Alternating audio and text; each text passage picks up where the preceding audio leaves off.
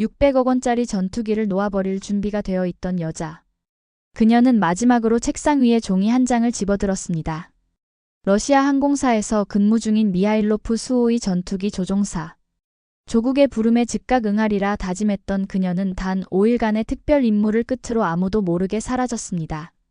한국이라는 나라에서 누구도 그녀를 설득하지 않았고 어느 누구도 강요하지 않았지만 그녀는 더 이상 전투기를 조종하지 않기로 했습니다. 그리고 이렇게 말했죠. 명령 없이도 완벽하게 돌아가는 나라가 있다는 것을 그곳에서 처음 알았습니다. 러시아의 푸른 하늘에서 무슨 이유로 그녀는 한국 땅에 착륙하기로 결심했을까요? 지금 함께 알아보시죠. 저는 알렉산드라 페트로바입니다. 러시아 공군 수호이 전투기 조종사이자 비행 교관이죠. 하늘은 언제나 저에게 무한한 자유를 선물했습니다. 검푸른 하늘을 가르며 날아오를 때면 지상의 모든 문제들이 작게만 느껴졌어요. 하지만 요즘 들어 그 하늘마저 무겁게 느껴지기 시작했습니다. 창밖으로 보이는 모스크바의 풍경이 예전과 달라 보였어요. 거리 곳곳에 붙은 애국 포스터들, 뉴스에서 끊임없이 흘러나오는 긴장된 소식들, 그리고 매일 아침 기지에서 느껴지는 팽팽한 분위기. 러시아는 전시체제로 빠르게 변화하고 있었습니다. 알렉산드라, 들었어? 민간 조종사들도 소집 명령이 내려졌대. 우리는 이미 현역이니 더 중요한 임무가 곧 내려올 거야.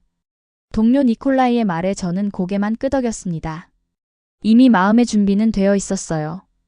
필요하다면 실전 비행도 할 각오가 되어 있던 사람이었으니까요. 비행이 제 인생의 전부였지만 조국이 위기라면 전투 임무도 받아들일 준비가 되어 있었습니다. 그러던 어느 날 지휘관 집무실로 급히 호출되었어요. 페트로바 대위, 특별 임무가 하달됐다. 한국으로 가야 한다. 저는 잠시 당황했습니다. 한국? 동아시아의 그 작은 나라로요? 신형 전투기 시스템 교육을 받기 위한 비밀 임무다. 우리가 도입 예정인 장비의 시뮬레이션 훈련을 5일간 받고 돌아와야 해. 민간인 복장으로 가서 주목받지 말고 군인 신분은 절대 노출하지 마라. 언제 출발하나요, 지휘관님? 내일 아침 모든 서류는 준비됐다. 이번 임무는 극비다. 아무에게도 말하지 마라.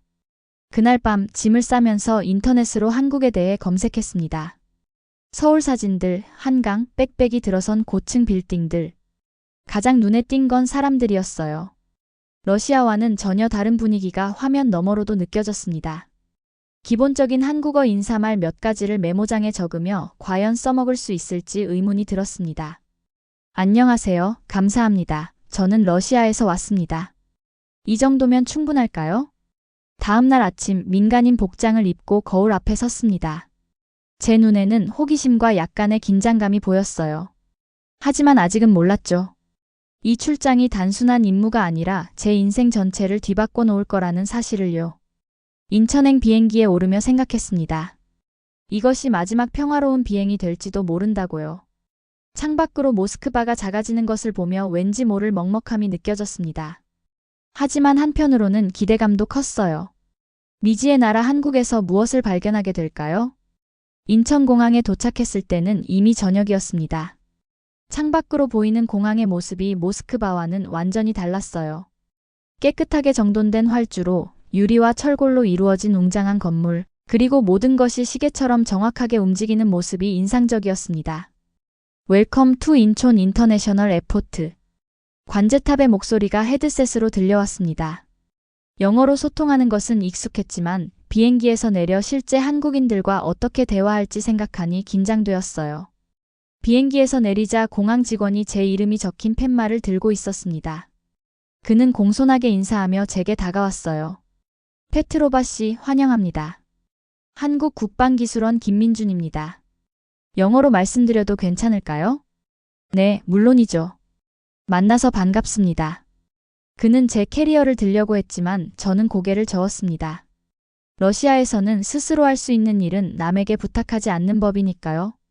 괜찮아요. 제가 들게요. 그러자 그는 잠시 당황하는 듯 했지만 곧 미소를 지었습니다. 알겠습니다. 그럼 차로 안내해 드리겠습니다. 공항을 빠져나오는 과정이 놀라울 정도로 신속했습니다. 러시아였다면 서류 확인과 보안 절차로 적어도 1시간은 기다려야 했을 텐데 여기서는 모든 것이 미리 준비된 듯 빠르게 진행됐어요. 차에 오르자 김민준 씨는 물병을 건네며 말했습니다. 비행은 어떠셨어요? 모스크바에서 인천까지 긴 여정이셨을 텐데요. 저는 이런 배려에 약간 놀랐습니다. 러시아에서는 임무 수행 중 개인의 편안함을 묻는 경우가 드물었거든요. 괜찮았어요. 감사합니다.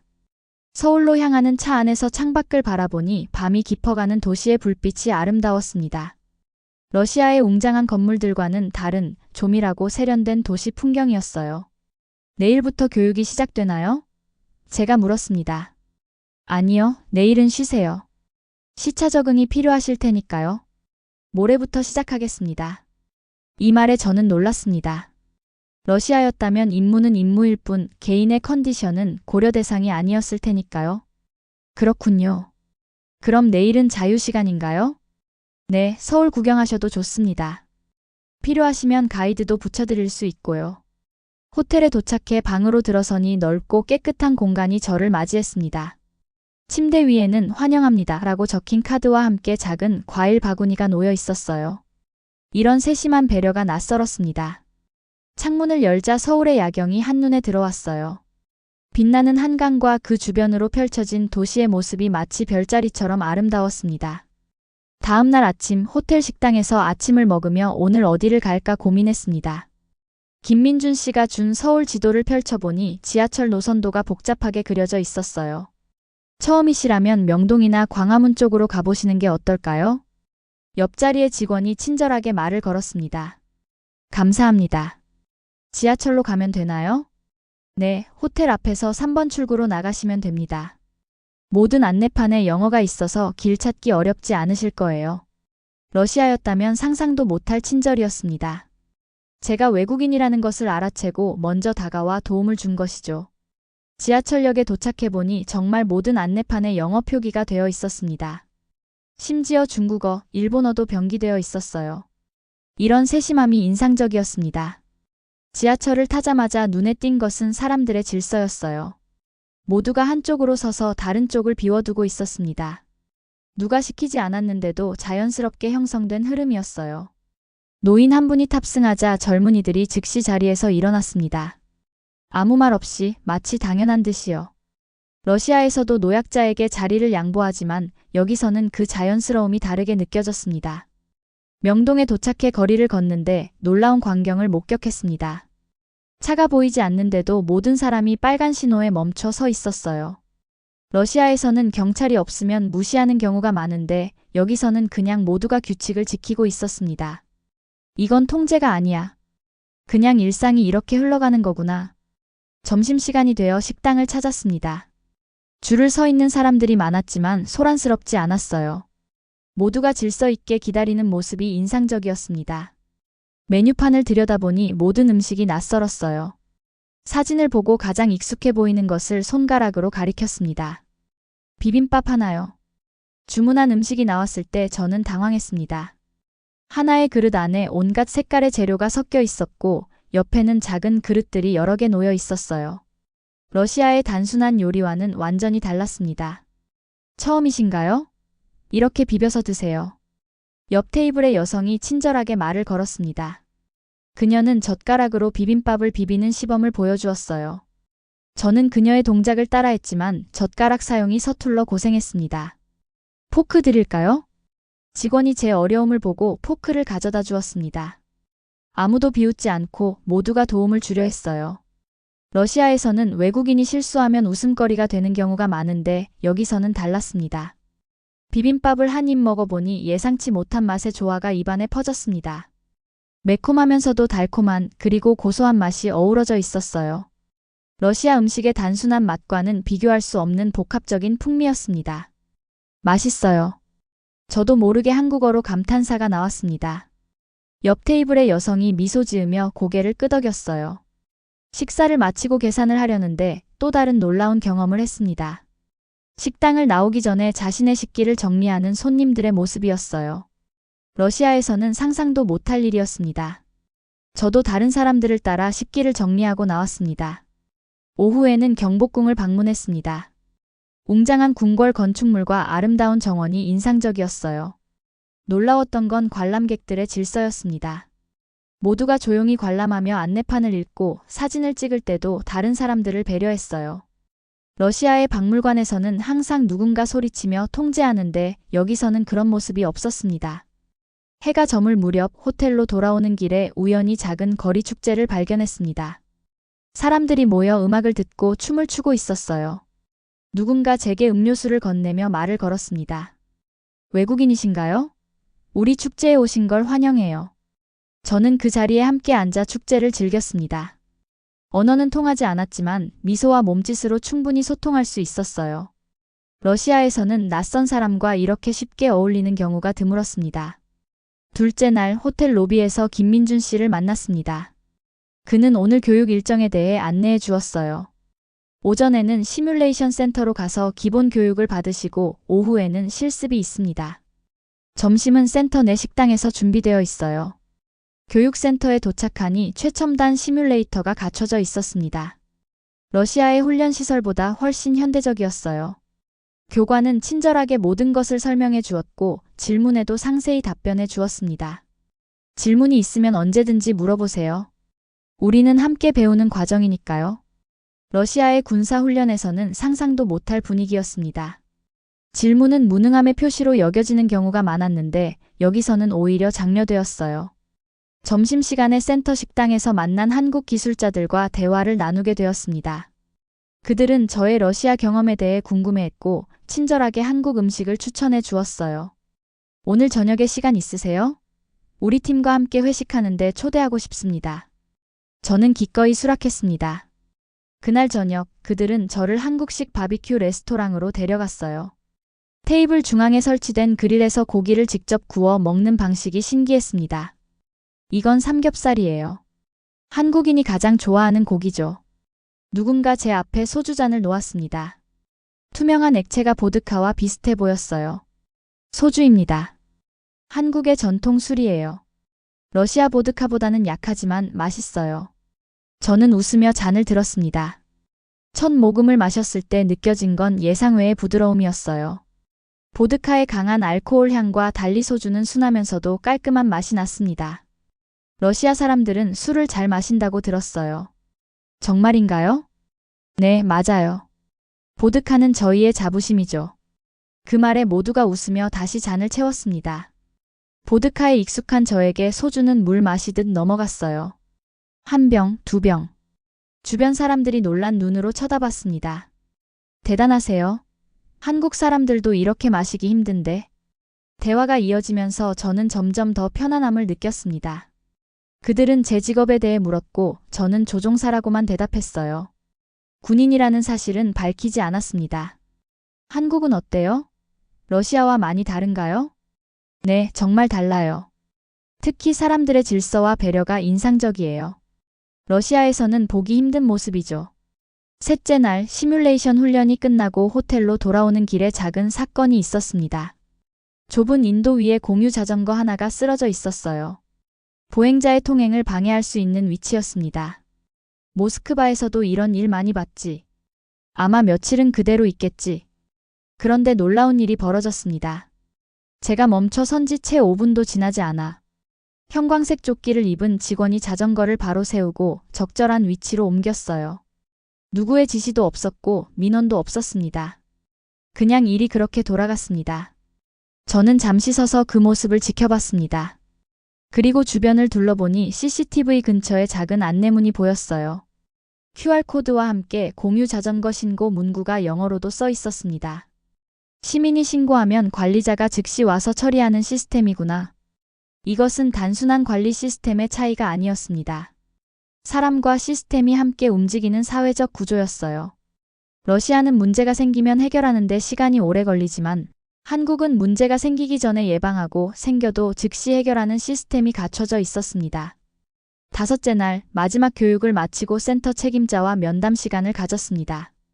그는 제 훈련 성과에 대해 칭찬하며 인증서를 건네주었어요. 페트로바 씨, 짧은 시간이었지만 정말 훌륭한 적응력을 보여주셨습니다. 러시아로 돌아가시면 큰 도움이 되실 겁니다. 그의 말에 가슴이 무거워졌습니다. 내일이면 모스크바로 돌아가야 한다는 현실이 갑자기 저를 짓눌렀어요. 러시아로 돌아가면 제가 무엇을 해야 할지 너무나 잘 알고 있었습니다. 전투기를 타고 하늘로 올라가 사람들을 겨냥해야 할지도 모르는 현실이요. 괜찮으세요? 얼굴이 안 좋아 보이는데요. 책임자의 물음에 저는 억지로 미소를 지었습니다. 네, 괜찮아요. 그냥 한국을 떠나게 되어 아쉬워서요. 면담을 마치고 나오는 길에 김민준 씨가 다가왔습니다. 그는 제 표정을 유심히 살폈어요. 돌아가시면 어떤 일을 하실 예정인가요? 저는 잠시 망설이다 진실을 말했습니다. 사실, 저는 군인이에요. 전투기 조종사죠. 돌아가면 아마도 전투 임무를 맡게 될 거예요. 김민준 씨의 눈이 커졌습니다. 그는 잠시 침묵하다가 조심스럽게 말을 이어갔어요. 무거운 짐을 안고 계셨군요. 선택이 쉽지 않으시겠네요. 그는 말을 고르는 듯 했습니다. 잠시 후 그가 명함 하나를 제게 건넸어요.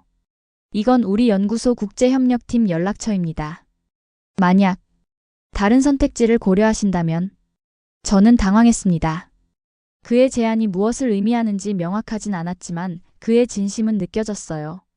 러시아도 당신 같은 조종사가 필요하지만 한국에서도 당신의 경험과 지식을 환영할 거예요. 평화적인 목적으로요. 그날 밤 호텔 창문 앞에 서서 서울의 야경을 바라봤습니다.